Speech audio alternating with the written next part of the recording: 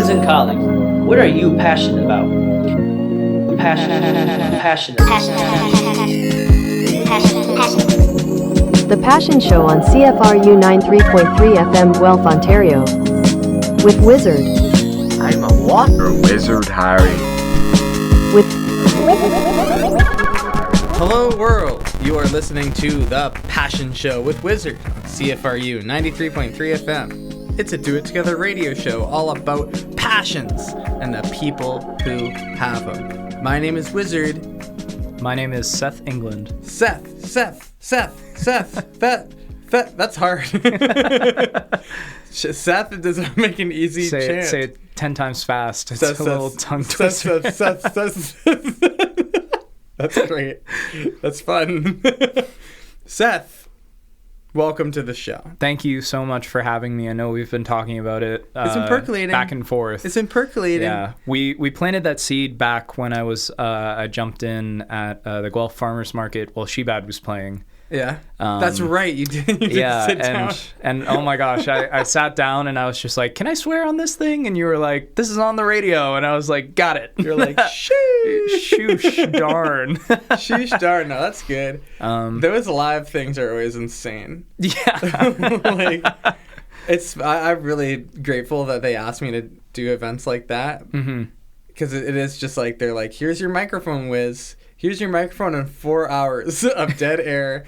No plan, sort of just like make this fun. Just go crazy. Yeah, and so I just wander around and just grab strangers. Yeah. And give people my business card and proposition them to be on the show. And I loved it. And honestly, it was cool because I totally wasn't expecting it. And then when I realized I had the opportunity to kind of jump on there and just chat, I was like, I love doing this to begin with. Yeah. Like me and my friends sometimes sit down and we like make faux podcasts where we just honestly we just like to chat, you know, smoke a little bit, have a chat. Record it, listen back to it. You record them? Yeah, we record them. That's awesome. Yeah. But it's never been anything official, so I'm really excited to be here. Man, that's great. That's the kind of thing me and my high school friends would have done. Mm-hmm. But we were like movie makers. That was like our equivalent. I have a buddy who's really into that sort of stuff, and I've seen some of the stuff he's made. And like, you can get really creative with like just a regular camera, and it's true. You don't need good gear. Shots. I'm always telling people this. Thank you, man. Like, you don't need fancy gear or anything to make a podcast or to make movies or nothing. Mm-hmm. Like, I'm lucky that we have this beautiful CFRU studio right here. Mm-hmm. But like, I was on a friend's podcast a couple weeks ago and just recorded on the phone in the forest. And it's like, sure, it doesn't sound as crisp as CFRU. Right. Nothing sounds as crisp as CFRU. Yeah, you guys have got like the serious like microphone tech set up and everything. But like, it's about the content. Mm-hmm. And the same is true of like photography and movie making. Like, you can use, everyone has a camera in their pocket. Everyone has a microphone in your pocket. Dude, I'm such a big advocate for everything you're saying. Like, art doesn't need good tools. Yes. Art is like literally the person. Like we look at like performance art too. Like a lot of performance art can be insanely impactful. And 9 times out of 10, it's people doing something, being in the world, you know, being themselves and kind of making a statement for that. Yeah. And just because maybe we don't have the right tools to record that or post that on the internet doesn't make that art any less legitimate. Uh-huh. The world is your stage, baby. The world is your stage. The world is your stage, and your body is the canvas. I definitely got a lot of respect for people who take the dive on things that they love and begin it, even if they necessarily don't have everything they need to produce it, as long as they're having fun and they're kind of paving their own headway. I think that's how a lot of people get started too. Like, you need that determination, that drive for it. You just gotta get after. Yeah. Get after it. Yes, absolutely. It took me a while to start this show, and it's tough. Yeah. Because starting something is hard, especially when it's your first go at it. Mm-hmm. It took me a year. I was like percolating on the idea of having a community radio show for years, and like multiple like close friends had to really kick my butt. Yeah, give you that push. Like, come on, Wizzy, make a show. make a show, it'd be cool. And I was finally like, yeah, you're right. And now here we are. I'm glad you did. I know a few people definitely from the Grotto that have been on here. You mentioned Valerie was on here recently as well. The past and future guest, Valerie. Hers is great. She talks about books. Yeah. Book nerd. And that's just sick. Like, I know like multiple people in the community that have come on and done this. And I'm like, well, shoot, I wanna come and do that. I love expanding into the Grotto verse. It's so fun. Yeah, it's a weird little niche community. It really is, in the best way. Of course. It's like a real. This has been a theme on a few recent episodes. I love thinking about community as like big nodes and little nodes and connect. Well, I guess that's just like a web. Yeah, it's like and the Grotto is a funny one because it's so big. And it's got a lot of people. It's like this big node, a lot of lines, and it connects to so many other things. Yeah. It's just such a diverse community. It's not the topic I was going to speak on, but I definitely we got lots of time, maybe. I definitely love chatting about the Grotto. I've been climbing for 14 years, and I've been working at the Grotto for 8. That's crazy. And I can safely say that it's one of those places where I've made the most friends in my entire life. There's just something about it that it's a little bit nerve-wracking when you start climbing for the first time. Like, a lot of beginners are like, I remember very off-put, like very like, I don't know how to do this. The Grotto is one of the best places, in my opinion, to do that because the community is so fostered. Is that the right? It's fostering. The community fosters. It fosters. Yeah. It fosters such a positive environment, and it encourages people to come back. And it's more about the community than it is about like climbing as a sport. You know, like you literally walk in and you could leave with a brand new group of your best friends for the rest of your life. Straight up. It's a weird, funny little thing, you know, that like I haven't ever really found in a lot of other climbing gyms. No, I've never barely even been to other gyms. I just got to the Grotto and I was like, oh wow, dang, this place is pretty cool. Yeah, I was just in there a couple hours ago actually. Oh, were you really? And I was climbing with past and future guest Tobermory. Nice. And I love Tobermory. Yeah, Tobermory is a massive legend and total ace climber. Oh yeah. And we were in there, and a fella that I met like literally 2 days ago for the first time walks up to me. He's like, "Wizard." I'm like, "Yeah." And we were just kind of chatting about climbing, and he's like, "Oh, you know, I'm not nailing the climbs I want to nail." And me and Toby were both just like, "Oh, shut up, man. It's not about that. It's about showing up." And he's like, "You know, yeah, you're right." Dude, it's interesting. That's sort of just the vibe in there. Like we learned, like I wouldn't have known that that's the vibe. Yeah. I started a year and a half ago. So, and you're still enjoying it, right? Oh yeah, I've been there for the past 4 days. I need to stop. Dude, your skin must be running ragged at this point. Like, yeah, this has been. I don't think I've ever done 4 consecutive days. It's just I just got invited by different people. Right. Like I wasn't gonna go yesterday, but then Byron, past and future guest, was like, "Come." Byron was on this? Oh yeah. There's no way, man. Yeah, Byron was a great episode. To Know the Land. Heck yeah. And he also has his own CFRU show. Really? Yeah. Dude, it's great. I love Byron, man. He's Byron's so chipper when he comes in to like the Grotto every time, and it's like how do you describe that? Like when you turn and you see one of your like favorite regulars, and you're just like, today's gonna be a good day just because I get to chat with this person. Byron's got such good energy. We love you, Byron. The Passion Show loves Byron. The Grotto loves Byron. Everyone loves Byron. Everyone loves Byron. Pillar. Oh yeah. But what was I saying? I don't know. Yeah, my skin is in an ouchie world. Yeah. I wanted to touch back on what you were just talking about. You and Tobermory were talking about like it's okay if you're falling off a climb. Like I coach with the Grotto, and I actually just had the exact same conversation with a couple of youth climbers that I coach, where I was like, I got them to try a pretty tough climb on lead, which they've just learned. So it's on lead, man. That's so scary. It's scary, and one of them was like, "Hey, man, I'm really pumped. I can't do this one. I'm gonna fall," and that's always an interesting one to kind of view because I want them to fall which sounds totally like masochistic, but I want them to fall and fail because that's where you make growth. You know, like especially with something like lead climb. Oh my gosh, 100%. Like you have to. Yeah, like you have to take a fall and kind of eat shit a little bit, like to kind of experience that, like, whoa, like I just took a massive fall and I'm halfway down the climb, but I'm okay.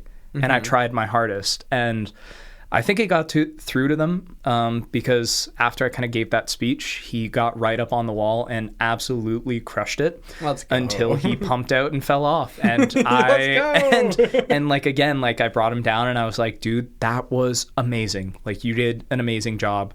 Congratulations. And he was like, can I just go stretch now? Like I'm like, it was like end of day 2 and he was like so pumped. We do a thing like a pump check. We're like, all right, grab my hand, squeeze it as hard as you can. And like he was barely giving me anything. And I was like, I feel so good to know that he really tried his hardest today. I love when I go to my car, my like version of that. It's like, what's it gonna feel like to open my car to like pop the latch? Yeah. It's like, what's gonna be the experience of putting my bag in my trunk? Yeah. And is my shoulder just am I going to be able to move my arm ever again? Like it's the best. I love getting messed up in there. And it's such a good, it's made to remember the first few times you go there. Yeah. Or probably, and it's funny, this is just a metaphor for putting yourself out there in general. Yeah.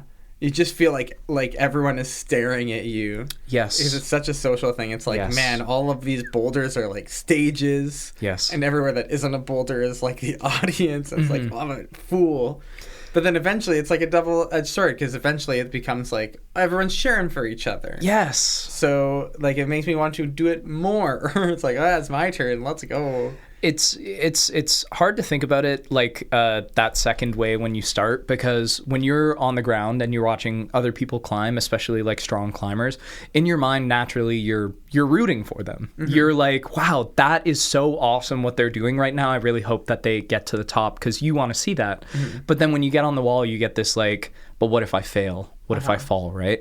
But if you think about it, like everyone on the ground is thinking the same thing. I hope that person gets to the top of their climb. That's one of the beautiful things about competitive climbing as well, is it's all about the self, so cool. But we all train as a team. And even in just my own past experience, I competed for years and years, and moms and dads and coaches and other athletes, everyone at the comp, judges, if you're almost at the top of the wall, they're cheering at the top of their lungs. Like there is no animosity. No one wants to see a climber fall. In an ideal world, everyone tops everything and everyone gets a medal and everyone is happy, right? It's all about that fight. So when you see people giving the best fight that they have, you want to support that and you want to cheer them on. So naturally, you've kind of built this community around the sport of people trying as freaking hard as they possibly can. And that's kind of what it all boils down to. But until you get past that anxiety right at the start of climbing,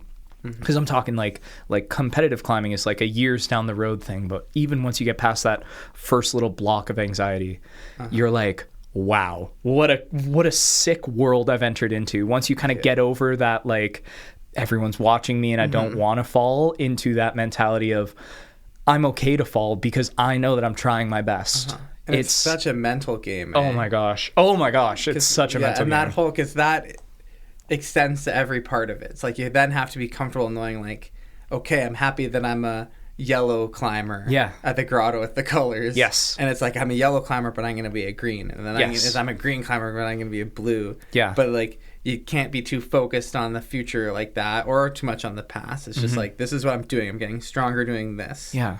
And like, I'm just finally getting comfortable climbing the red ones. Hey, congrats. Thank you.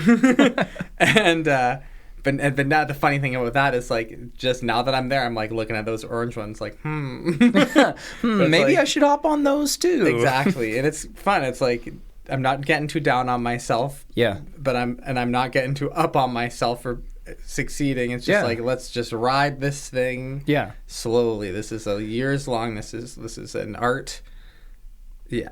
Everything's an art. Gets back to art. I would say what's your art?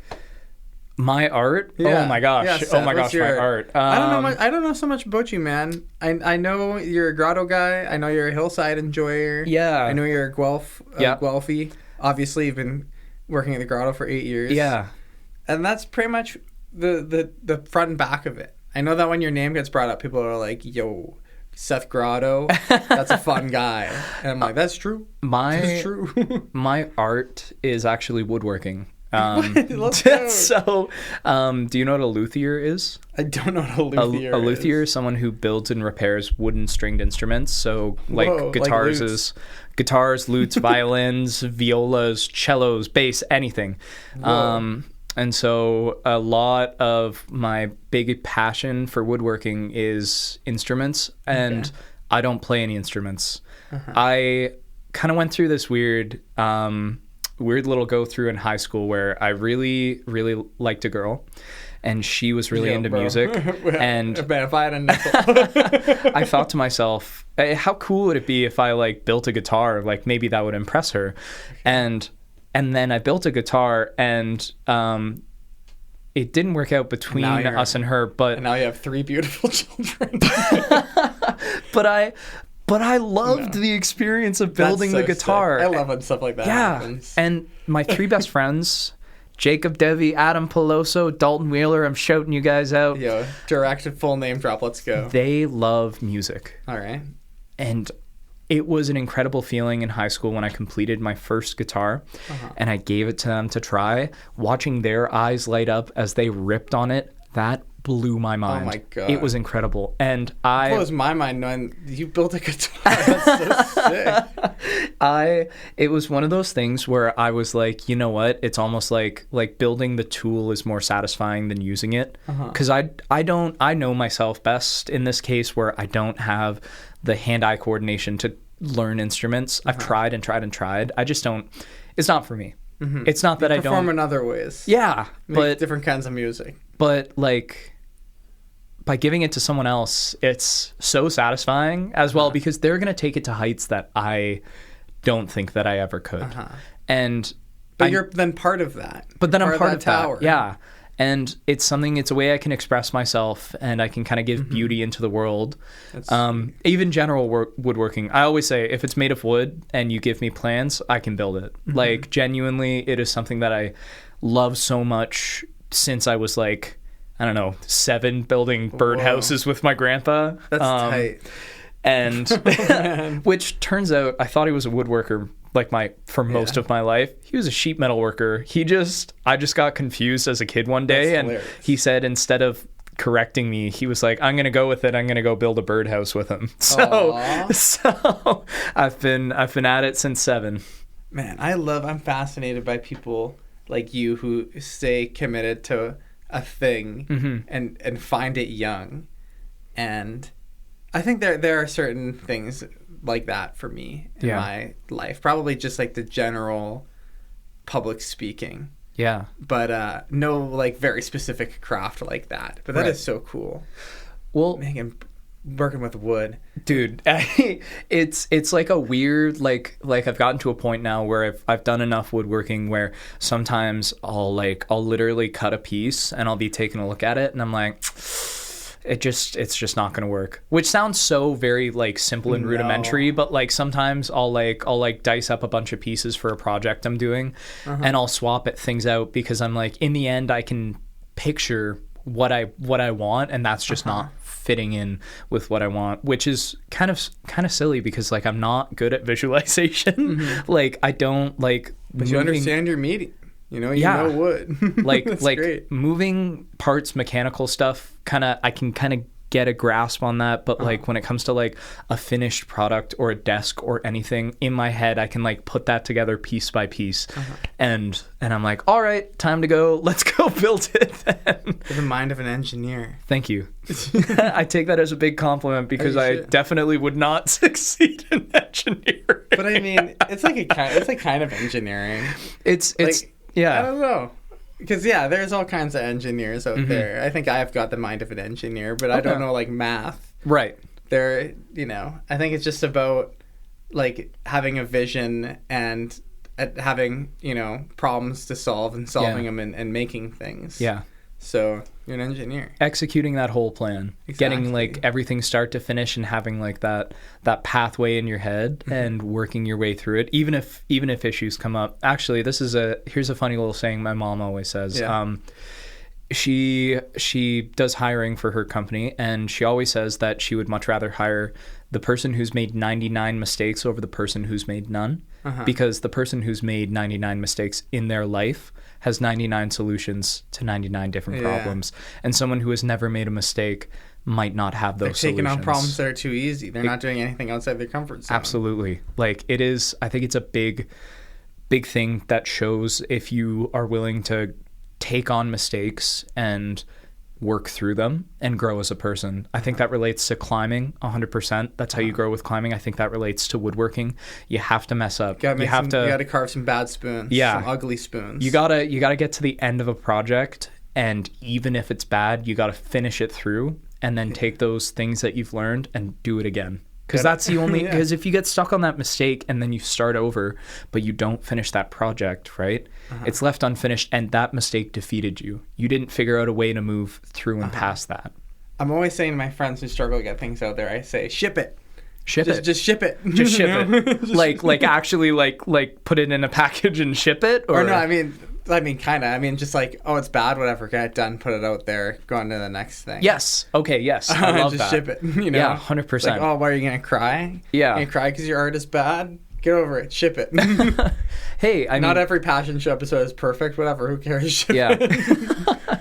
Even if even the idea of art being bad is like subjective too. Like bad art is the best, man. I love bad stinky art. If something's a little wonky, that has way more personality than something that's picturesque. Exactly. Dude. You know, it's funny because wonky is such a good word. Yeah. I've been trying to find a good succinct way to make my feelings about this clear on the Passion Show since the very start. This conversation used to get had in like every episode. Right. And maybe that gestures towards how I used to feel about the show and I was less confident about it. Right. But I used to always say like bad art is good art. And I don't exactly think that's the perfect way of describing that, because to me there is such a thing as bad art that is just bad. Yeah. And to me that's like corporate, like highly polished. Ooh. And like too overseen, and like that would be what is bad art to I'm me. On that wavelength. But like totally what is agree. Good, like the bad art that I was talking about is really wonky art and like sort of misjudged on a personal level with poor craftsmanship kind of things, like ugly spoons and and that podcast I was talking about recorded on a phone and it sounds all scratchy, and it's like, who cares, man? It's got a heart. Like, that's what I want to listen to. That's what I try and make. Like, I've been editing videos, just like little personal movies of just random stuff I film on my phone. Yep. For essentially, well, I suppose I started that in like grade 6. So like 15, like a long time. Yeah. Years upon years I've been making these little movies. And I'm capable of making some commercial-looking stuff. Right.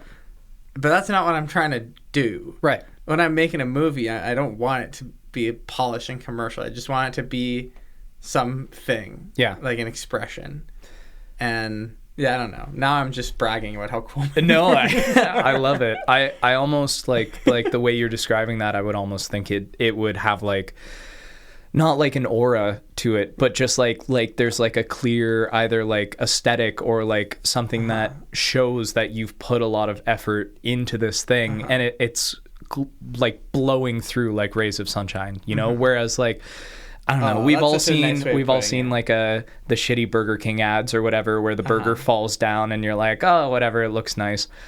They're fake, and I don't think they look good. I know what you're saying. There's no soul to it. That's what I'm trying to say. There's no soul. Yeah, they should put the real Burger King burgers on there that look all sloppy and greasy, because that's what it is. Yeah. If I were to make a Burger King, like, come on, we all know what a real burger looks like. You're totally right. Those are so unappealing. And you know what? Actually, kind of while I'm on this weird burger topic, is I actually really like the A&W commercials where the buddy will, I think his name is actually Buddy. Like, he'll go out and he'll just give hamburgers to people on the street. And he's like, what do you think of the hamburger? And 9 times out of 10, they're like, yeah, it's a pretty good burger. He's like, cool, try the mushroom melt burger at A&W. That's great. And I'm like, that's so funny to me. Or like commercials that have like that little bit of a sting, or that they got that heart to it, you know? Like just like a very straightforward, like they hired like 2 people and they were like, I'll make an ad. Yeah.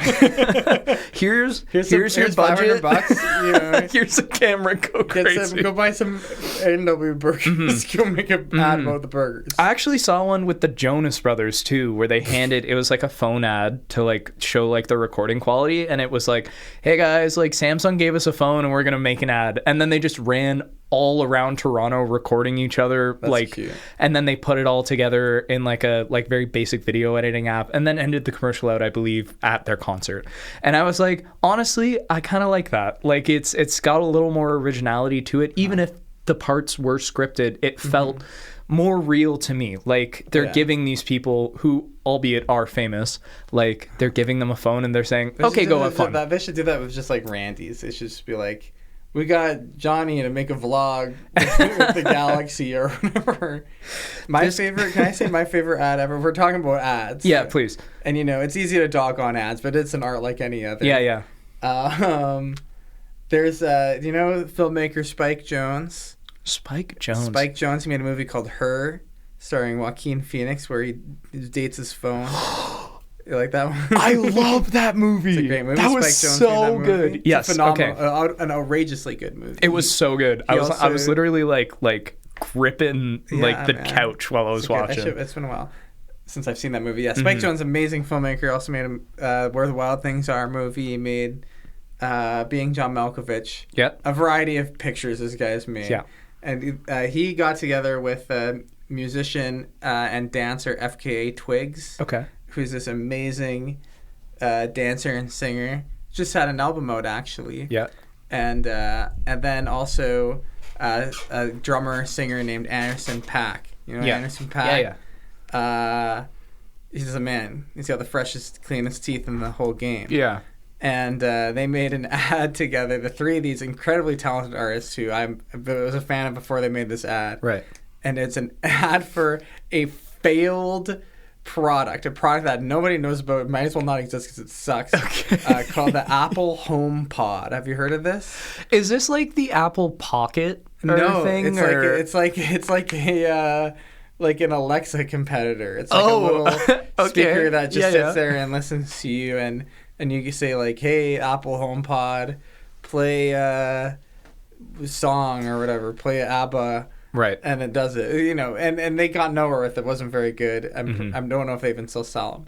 But they were like, here's $1 million, Spike Jonze, FKA Twigs, and Anderson .Paak. Yep. Make a beautiful ad.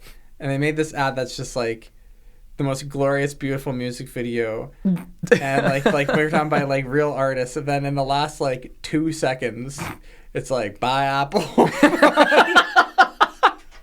It's like, all right. If this is how we're going to be sending, like, I'm into that. That's a good kind of ad. Like, just make a 5-minute long music video, and then at the end it says, buy Apple. Go buy this little speaker thing. And also this product. Yeah. All right, works for me. I've always had a weird relationship, like, with ads, because, like, once I, like, streaming services came out, I stopped watching ads, but they're, like there were notable ads, like the Yop ad. Oh, sure. When I wake up in the morning, I'm still asleep. I really don't want no toast. Like, that is drilled into my brain. Me mama. Yup, me mama. Yup, for when the morning comes. Like that, or the That's a throwback. Damn. You wouldn't steal a car. You wouldn't steal a TV. So why would you pirate a movie? I love PSAs. I love PSAs. We got to bring back PSAs. Well, you know what? Here on CFRU, stay tuned, everyone. This is why I should listen on the actual radio and not on Spotify or a podcast platform. Because when you listen on CFRU on the radio, you get to hear local ads and PSAs after every episode. Let's go. It rules. People, like, such funny, dinky little recordings. Yeah. Like, these things are not made with a budget. Speaking of that kind of thing, I genuinely love CFRU ads and PSAs. Oh, really? What would you say is one of your favorites? I won't say favorite because I don't got a favorite. I barely, like, the way I pay attention to these things is like so passive because I don't care about what they're actually talking about. Right. I just care that it's like, that's just the voice of some random person who was asked to make an ad for their thing. Oh, dude, you know what that is making me think of? Freaking Mark Wilson's Better Used Cars. Mark Wilson's Better Used Cars. That was like a staple. And There's only one Mark Wilson's. It's like down over. Oh shoot, I forget what it's. It's if you go over thing. You got this on me because I didn't grow up around here. So that's one of those. I thought my whole life in Guelph that Mark Wilson's was like a chain better used car. Like I thought it was and I would see it when I would drive by it, and I'd be like, yeah, that's the Mark Wilson's.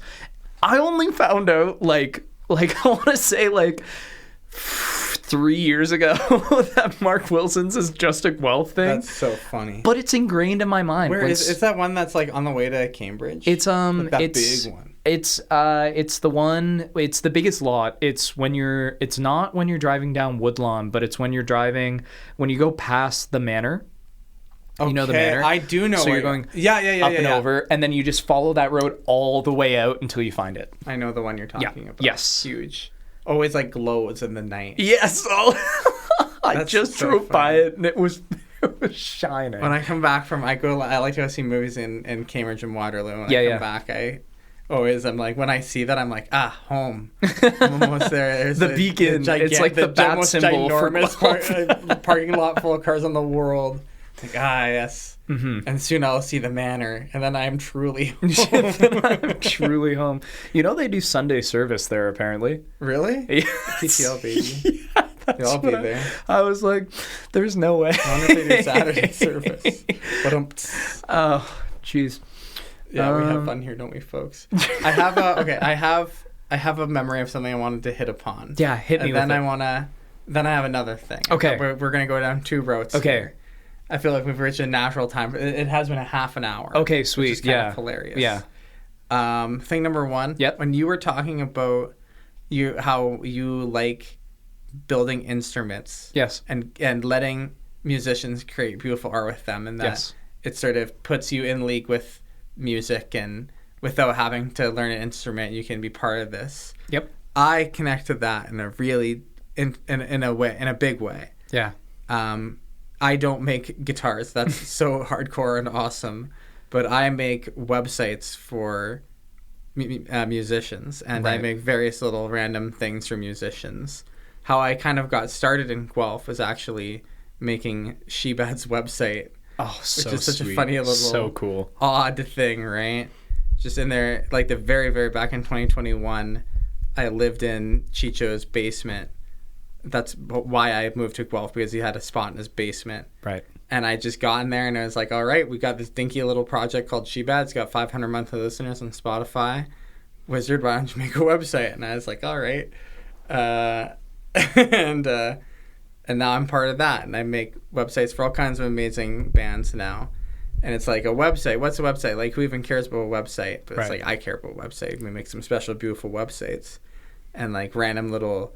Like, I make Spotify canvases, the little video that plays. I love those. Yeah, I'm a massive fan of those. Isn't it a fun thing that those are a thing that exists? So I made those, and I make random little music videos and Instagram reels and just yada, yada, yada. It's how I get to feel. Yeah. That's like my version of making guitars, I guess. Didn't Indigo make like a little like doll kind of figurine thing for one of Shebad's the same thing you're talking about? Seems like I could totally be way off point, Indigo but I thought I saw that. Has made all kinds of past and future guest Indigo.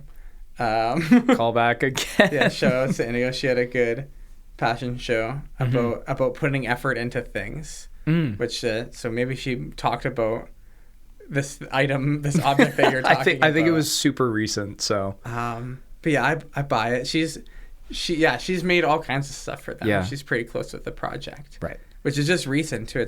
We only met her like 2 summers ago. Right. And it was just like boom. Boom. Good vibes. Good vibes. Great human person. And sorry, I took you away from your 2 roads. Yeah, so that was the road number 1. I just wanted to point that out. That didn't need to be a whole conversation. No, I love that. We're kindred spirits in this way, is what I'm getting at. Mm-hmm. And then road number 2, if I can go in my memory palace and remember what road number 2 is going to be. It was probably going to be about asking you what you're passionate about. But we already did talk about that. We talked a whole bunch about that. Yeah. But what about that, originally, I've been going around telling people that, this episode is great as it is. And it's already been 35 minutes. Yeah. But I've been promoting your episode two strangers as being like, you gotta tune into the Hillside. Yeah, the Hillside. Oh my gosh, I was so amped. I still have lots to talk about Hillside. So yeah, tell me some Hillside. Yeah, man, let me get into it.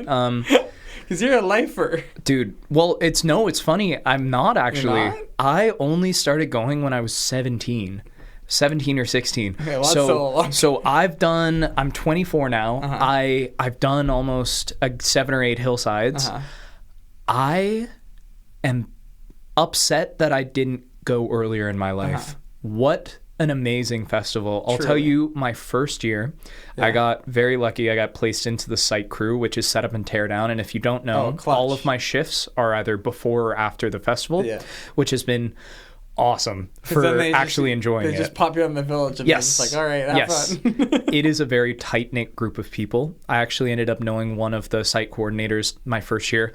I was nervous. I didn't know what to expect, but I got onto the island straight off the hop, helping set everything up, and it almost gave me this sense of pride. Yeah, Seth, that's so cute. Where I was like, wow, like I helped with this, and like I'm going to be coming here and actually experiencing a festival. And then I went, and I have made some of the greatest memories of my entire life. I'd love to tell this story. Please do. It's called The Story of Beer Darts. Did you play beer darts with us this year? I cannot remember. For a very, very brief moment in my ghostly presence in that area that evening. So beer darts is a game, if you don't know, you take a lawn chair, and then you take a beer, you crack it slightly, and then you put it at least 3 feet away from you. Someone does that opposite, and then you throw darts at the beer cans. And then if you pierce it, someone has to drink and shotgun it. So 17-year-old me, I'm meandering through this tent maze. I come across a lovely, lovely guy, Drifter. That is his nickname. That's and beautiful. That's a great name. I've known him for all 8 years. He's also on site crew. He goes, "Hey, you're on site crew, aren't you?" And I was like, "Yeah." And he goes, "Come play beer darts." And I was like, "Oh, I don't know, man." And he goes, like, "Well, how old are you?" And I was like, 17. 19. He goes, I was like 17. He goes, "You bring your own drinks, then you can play." And I was like, okay, all right. So I went over and I played, and the hype was there. Coke Zeros, of course. Yeah, of course, yes. Only with pops, with 7-Ups. And dude, the hype was insane. Like these guys took me immediately under their wing. First day I'm there, I'm scared poopless. I could say I'm scared shitless. Yeah. And like I just felt so welcomed, and immediately boom, like I'm meeting people, I'm meeting friends, other people are coming over, Drifter is attracting people. And that's so sick. And you gotta introduce me to Drifter next I will. summer. He's the guy right by the baseball diamond with the hot tub in the truck. Oh, sweet. That's Drifter. Okay, good to know. And so right off the hop, I'm making friends left and right for that first day. I drink, I go to the concerts, I have fun, and immediately I was like, there's something special about this place. And I reminisce because it's similar to the Grotto. Like it is. It really is. I felt like there was this community here that was so accepting and welcome that I was immediately down to be there. So first year happens, I have an amazing first time. I go second year, same freaking thing, dude. I was like, I've had bad nights, but I've never had a bad Hillside. That's an important distinction. And I've been going for so long now that I've recently been, I say promoted. They asked me. It was less of a promotion and more of a, hey, do you want to do this? I'm now a site coordinator. Let's go. So pit boss. I have a lot more responsibility. I have a lot more shifts, and I'm also leading a team. But now I'm kind of put in this place of these coordinators. Grant McDonald, who I'll name drop, hit the govy, is also a luthier, and I came that first year right after I had made my first guitar, and I told him about it, and the first thing out of his mouth was, "That's amazing, show me photos." So supportive, so amazing. Also, another thing, I totally should have even just led with this. I love talking to people. What? I love it. I love talking to strangers. I love talking to people I know. I love talking to people I love. I love chatting. And Hillside is one of the Hillside's Chatter's paradise. Hillside is Chatter's paradise. I said more words that weekend. Oh my than your whole life. Like you're just chatting and chatting, and like there's a secret to it. There's a secret to the sauce here. It's a few small beers. Well, not even that. All you have to do is you walk up to someone and you say 2 magic words. Happy Hillside. Happy Hillside. Happy Hillside, baby. Happy wonderful Hillside. You know, I've never even had a beer at Hillside. For real. What? It's true. Do you drink? Kind of. Not really. Okay. From time to time. But something about Hillside, I'm just like, I want to be like stone cold. I want to be like the morning sun, baby. Dude, I like that vibe. Me personally. Me personally gonna disagree. We're legal adults here. That's okay.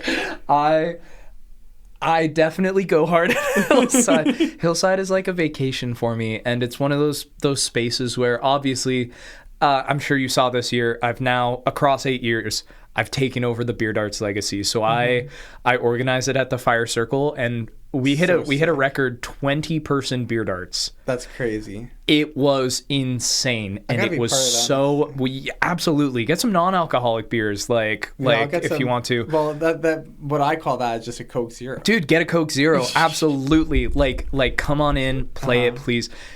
I'd be hyped. I love games. I love games, man. I'm a big player. It's a part of my legacy, I think. There. That's so sick. And Drifter ended up he did Beer Darts for a few years there, but then I kind of took it over, and he came over last year, played group Beer Darts with us. We told him all the rules, and he was all kind of if you know Drifter, which might not actually be anyone listening, but that's okay. He's got that tough guy attitude. After playing, we were all good and drunk, and he comes over to me and grabs me on the shoulder. He goes, I hated this at first, but now it's beautiful because you've adopted so many people into Beer Darts. And I was I'm getting emotional over this. Someone who welcomed me my first ever year to Hillside is giving me this massive compliment. And it really felt like a full circle moment where I was just holy crap, I've been here now for so long, and I've made all these friends, and I've done everything I could possibly do and given my all to this festival, and I just feel elated right now. That's so sick, bro. And to reel it back too on that topic of talking to strangers, I'm a big fan of, I do this thing called compliment a day, where I pick one random person and I try to give them a compliment in the least creepy way possible. That's beautiful. That's so sweet. I want to take that into my own daily ritual. 100%. It feels, I do it selfishly, of course, because I just when you put good into the world, you feel good. Absolutely. So normally I try to make it someone has a cool backpack. Here's my flow. I'll go over, I'll be like, hey, excuse me, I hope you're having a good day. I just wanted to say I love your backpack, and I hope your day continues to go well. Cold approaching, total strangers. Absolutely. But I always end it with, and I hope you have a good day. So I've opened the conversation, and then I've closed it in case, and then I'm on my way. Yes. I don't want it to be... They can choose to engage for a further thing. Of course. Or they can be like, thanks. Yes. And there you go. Yeah. Because that's very thoughtful. That's a good way to go about it. Thank you. That's the compliment should just be the compliment, and I shouldn't if someone wants to chat with me, like I said, I'm a chatty guy. Yeah. I'm of course happy to chat. Yeah, they can take that up. Yeah. But they don't have to. But they don't have to. With that backpack example, I actually did see someone with a cool backpack recently, and I said, "Hey, I love your backpack." And they said, "Thank you so much," before I could even say have a good day, and I was about to say, "Okay, yeah, no worries, have a great day." And their mom turns around and they're standing right there and they go, "Isn't it so cool? I got it for them." And I was this interaction is turning out better than I could have expected. Real chatters like us know. Yeah, I hear something like that, I'm like, that's a mint follow up. You can do that in Hillside. To everywhere to anyone. Every 2 seconds. Every 2 seconds. I'll be sitting in my fly tent and I'll turn around. I'll see someone walking by. I'll be like, "I love your beads. Happy Hillside." And that Happy Hillside is the closer where they don't have to continue that conversation. They can just go. They can just go, "Yeah, Happy Hillside." And I can really be myself. That's another big thing about Hillside is that when I'm there, I'm 100% Seth. I can let everything. I can let my freak fly. I like to say, let your freak flag fly. I can give it my all. I hate dancing at concerts. I love dancing at Hillside. I actually feel that heavily. This was the one most recent Hillside this year, I was getting dancey. I was Yes.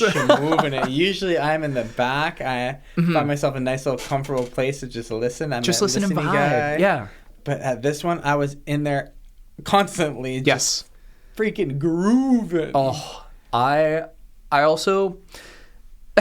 Sorry if it's TMI. I just get really sweaty really easily. No, we sweaters. We're sweaters. So when I dance, like I'm always like self-conscious about that. At like I don't want to be like sweaty at a concert hall if I'm at like I don't know, just like festivals, like Danforth or whatever. Everyone's grody, dude. Shirts off. I'm glistening. we stinkers, baby. Tarps off. It's Hillside. And one of the biggest things I'm a big fan of, mosh pits.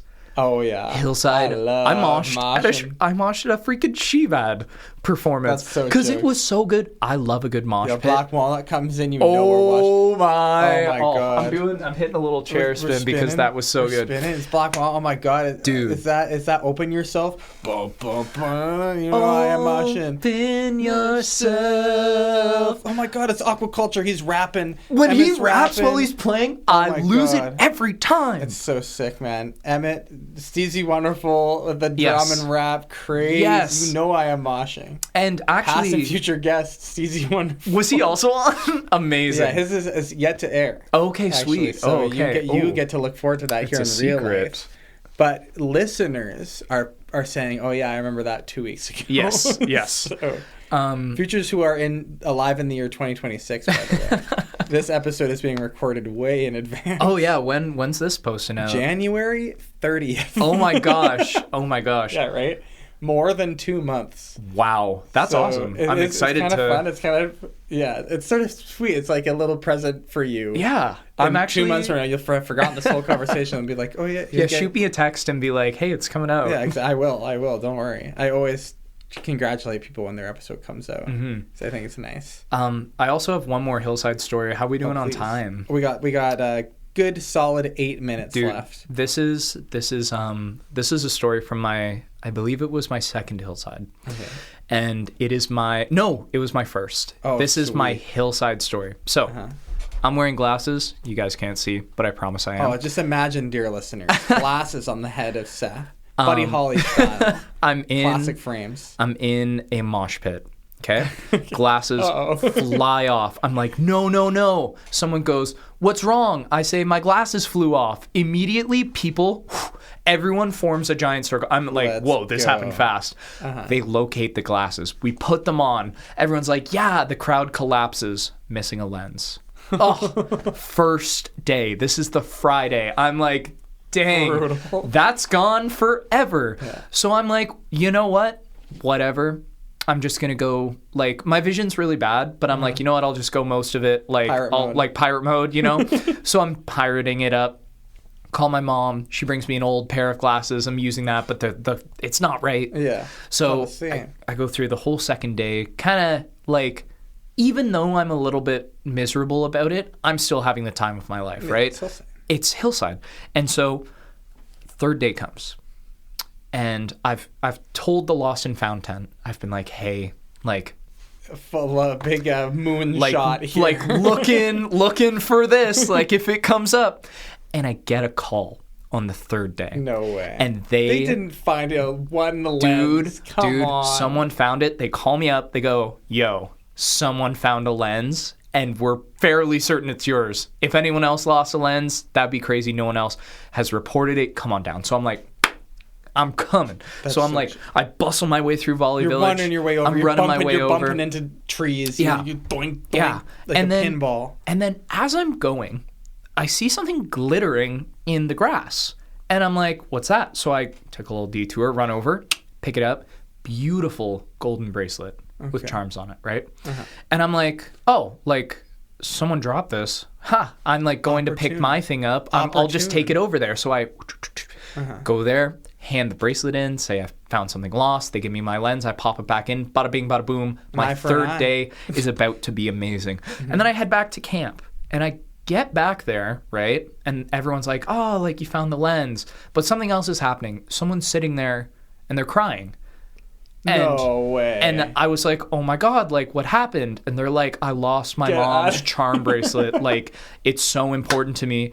And I was like, I shit you not. That's Hillside magic. Guess what I just found? And that's Hillside magic, dude. Like literally, like the crazy, like where else does that happen? Nowhere. And I was like, I found it. It's there. And she was like, oh my gosh. And she ran over and came back with it. Thank you so much. I was like, no, dude, that's just the way it is. That's just Hillside. It's people supporting people. It's magic happening.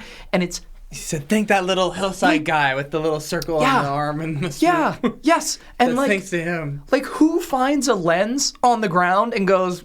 I'll bring it into the lost and found. I'd be like, nah, that's over. You know, right? Like, but it's just that when you're at Hillside, you're thinking of other people and you feel the love of other people. And I truly don't think there's a bad vibe there. And if there is, maybe someone's going through it, there's going to be someone that's there to help them. That's the magic of Hillside, dude. I love it. My Hillside, can I tell you about my Hillside here? Yes, I want to hear so bad. I've got much less Hillside history than you. I've gone 3 times. Yes. I went 4 years ago, me and Chicho and our friend Maya, past and future guest. Love Maya. Yeah, Maya's a legend. Went, and none of us were volunteers. We went for one day, I think Saturday. Yep. And it was an amazing day. Yeah. But there was sort of just this energy the whole day of like shaking the fence of Valley Village, being like, "Let us in!" That gif of Eric Andre, "Let me in."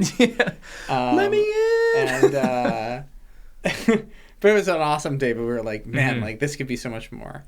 The next year, none of us went. I hear that it rained the whole thing. It was still awesome, and I'm sure it was still amazing. It was still great. But I forgot. I think we just didn't have money. Yeah. But so who cares about that year? Right. I love rain. I love camping in the rain.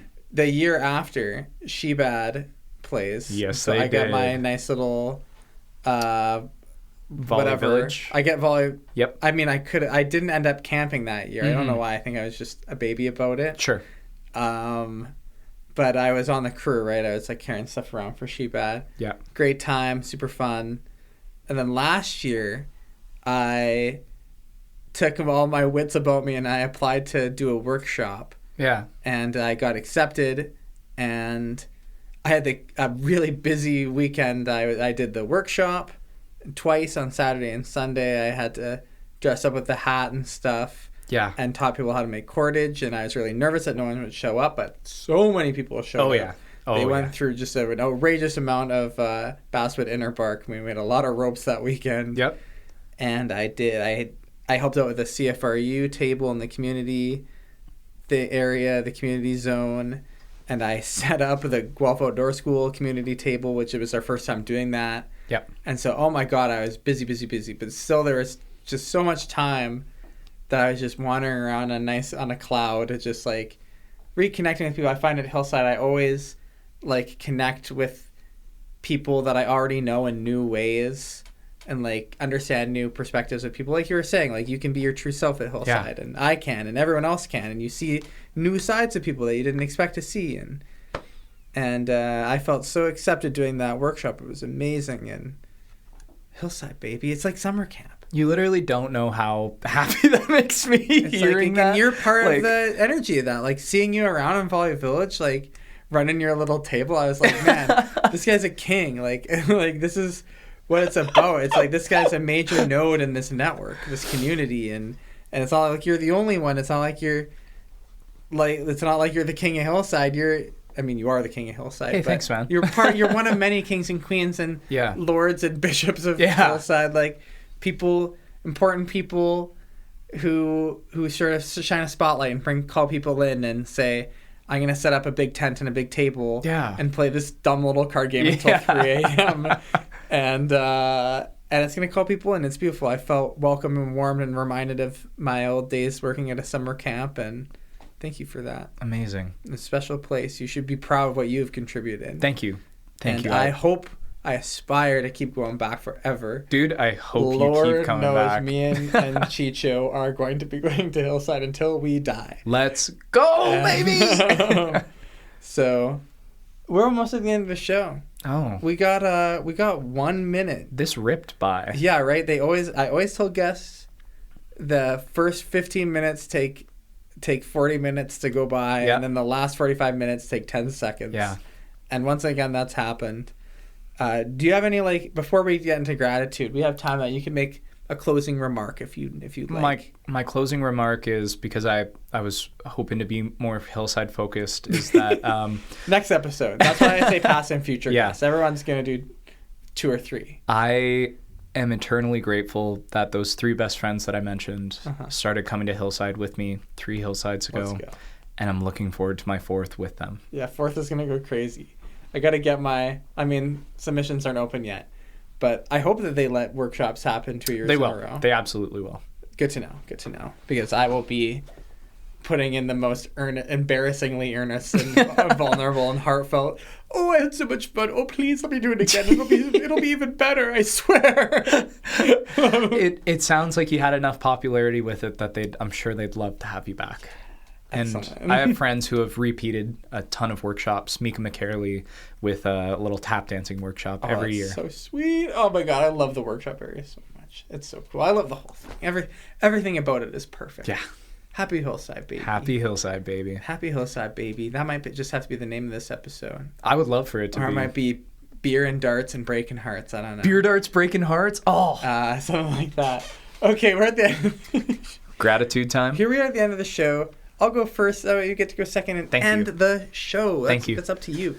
I am grateful for the wind, grateful for the clouds, grateful for the sun in the sky, grateful for the Airmost River that runs to this beautiful city that is supposedly Guelph, grateful for love in all its forms, grateful for music, grateful for festivals, grateful for artisans and crafters and makers like us. Poetry. That's me. What are you grateful for? I'm grateful for my best friends. They're a massive support system for me. I'm grateful for my mom. I'm grateful for my dad, Kevin, who is not just a stepdad, but a dad who stepped up. True. I'm also grateful for teachers who have been there for me through thick and thin, Mr. Yonkis. And I'm also entirely grateful for the massive community support network that has been supporting me through every year of my life, regardless of where I was in that point, and always standing by me. Thank you, guys. Beautifully said. Thank you so much for being on The Passion Show. I have been Wizard. I've been Seth. And only love will stop the killing. Only love will stop the killing. Seul l'amour arrêtera le meurtre. Only love. Тільки кохання зупинить вбивство. Only love. Only love. Nur die Liebe wird das Töten beenden. Only love will stop the killing. Only love. Μόνο η αγάπη θα σταματήσει τον φόνο. Only love. Only love. Only love.